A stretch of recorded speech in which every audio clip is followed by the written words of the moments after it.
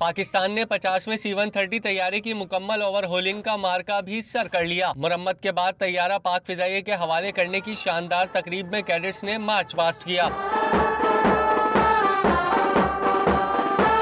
Air chief marshal Suhail अमान ने guard of honour का मुआयना किया। राह में कौमी परचम आया तो सलामी भी दी। तकरीब की अहम बात 3 C-130 तैयारों की फिजा में फॉर्मेशन फ्लाई पास था। एयर चीफ मार्शल सुहेल अमान ने तकरीब से खिताब करते हुए इंजीनियरों की महारत की तहसीन की और कहा कि मुख्तसर मुद्दत में मुल्क और खित्ते में अमन व इस्तेहकाम के लिए फिजाइया का किरदार काबिल फख्र है। सुहेल अमान ने दहशत गर्दी के खिलाफ जंग में C-130 तैयारों के किरदार की भी निशानदही की। The war against terrorism couldn't have been where it is today if the C-130 fleet was not besides the fighter airplanes. तकरीब में दोस्त ममालिक के दिफाई अताशियों ने भी शिरकत की।